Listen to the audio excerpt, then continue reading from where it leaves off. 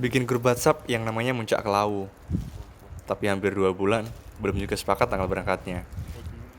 Bisa ditebak, manusia memang pandai berencana. Lalu bagaimana dengan realisasinya?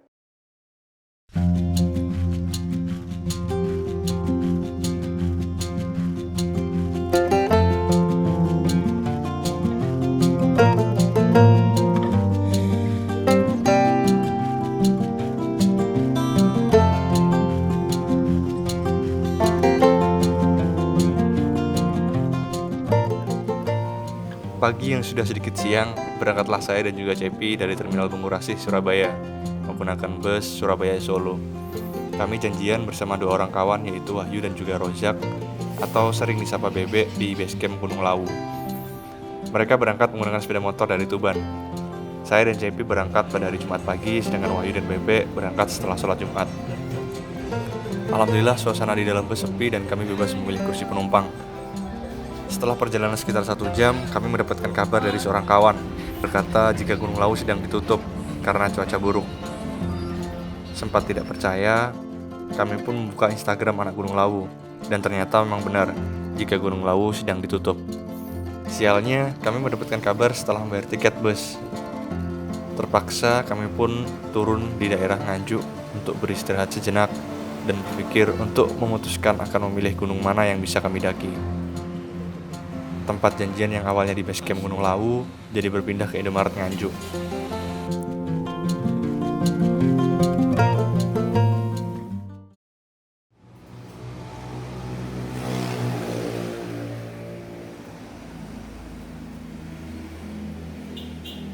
Setelah hampir 3 jam kami menunggu, Wahyu dan Bebek akhirnya datang. Sejenak istirahat sembari berdiskusi, kemudian kami memilih Gunung Butak yang terletak di Batu untuk kami daki.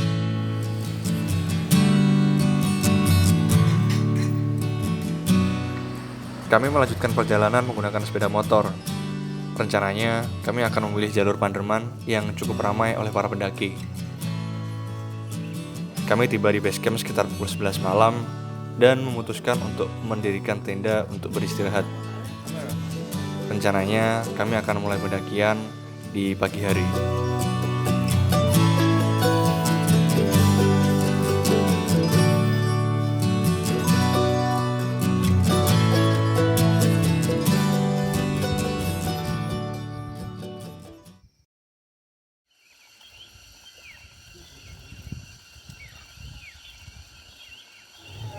Pagi yang sedikit mendung mengiringi kami memulai pendakian kali ini.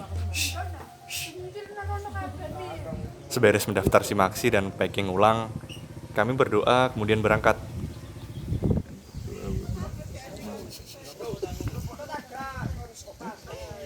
Doa lagi terus apa briefingnya lah.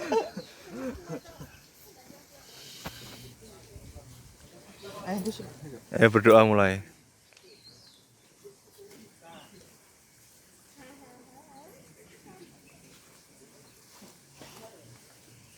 Selesai. Yo. Semut merah. Siap.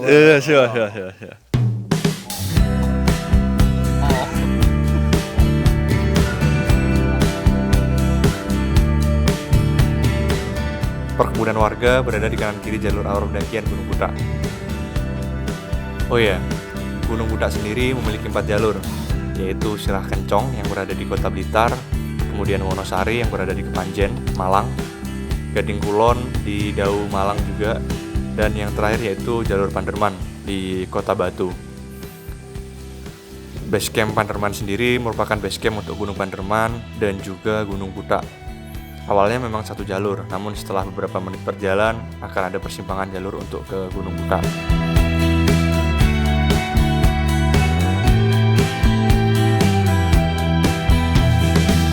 Setelah sampai di pos 1, kami sedikit beristirahat sambil memesan kopi dan juga gorengan. Karena ternyata di pos 1 terdapat sebuah warung yang lumayan unik.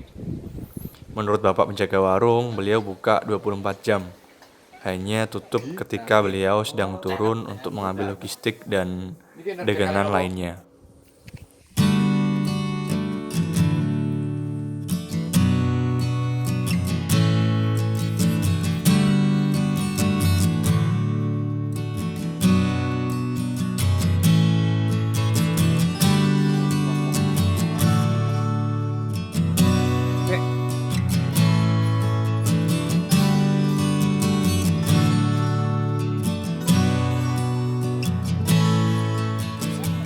Sesampainya di pos 2, hujan datang dan pergi seperti dirimu. Namun bedanya air hujan membuatku kedinginan dan basah kuyup di sekujur tubuhku, sedangkan air matamu membuatku berpikir keras bagaimana cara untuk membahagiakanmu. Cik, anjir malah sok puitis.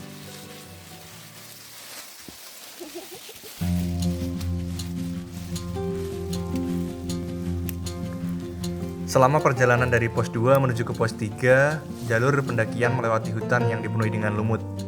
Seringkali disebut juga dengan hutan lumut.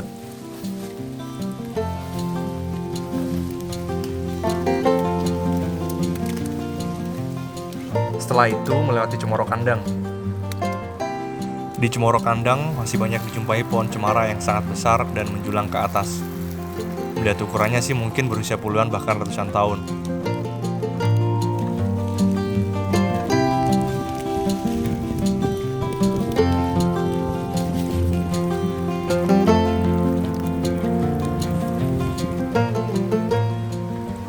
Untuk kawan-kawan yang melakukan pendakian ke Gunung Buta, jika melewati Cemoro Kandang sangat disarankan untuk berhati-hati, apalagi ketika musim hujan.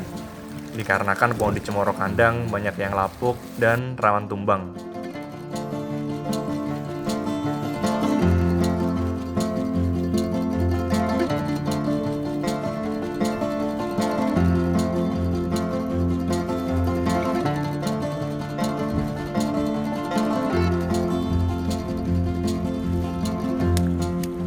Setelah melewati pos 3, kami berdiskusi sejenak.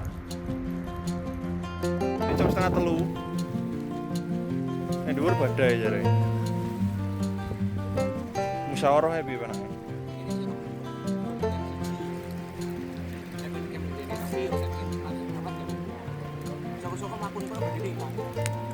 Ya tambah nemen. Ini juga nggak apa-apa. Lagian gua udah lempok nih. Melihat cuaca yang semakin memburuk dan dengan kondisi fisik bebek yang sudah apa ya bahasanya, lempok, kami memutuskan untuk mengecamp di Cemoro Kandang, yaitu tempat sebelum jurang menuju pos Sabana. Sedikit makan snack, kemudian kami memutuskan untuk beristirahat.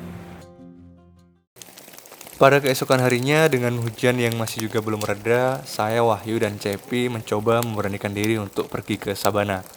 Sedangkan bebek menunggu di tenda karena dari kemarin masih sambat bahwa kakinya masih sakit.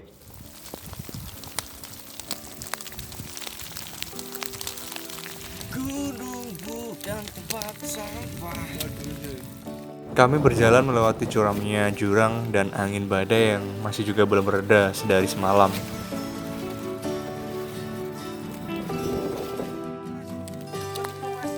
Dikarenakan air minum yang juga sudah habis, kami berencana mengambil air di Sabana. Jika memungkinkan juga melanjutkan ke puncak. Karena berdasarkan info dari tempat simaksi dari Sabana untuk menuju ke puncak hanya membutuhkan waktu 30 menit dengan cuaca normal. Beda ceritanya kalau masih juga badai. Sesampainya di Sabana, Cepi yang sedari tadi menggigil kedinginan langsung terlihat sehat kembali karena melihat sambaran sabana yang indah.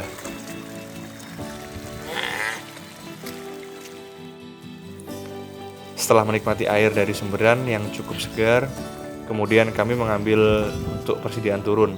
Dan tidak lupa untuk sedikit berfoto, kami pun memutuskan untuk turun dan tidak ke puncak karena melihat kondisi cuaca yang masih juga belum membaik.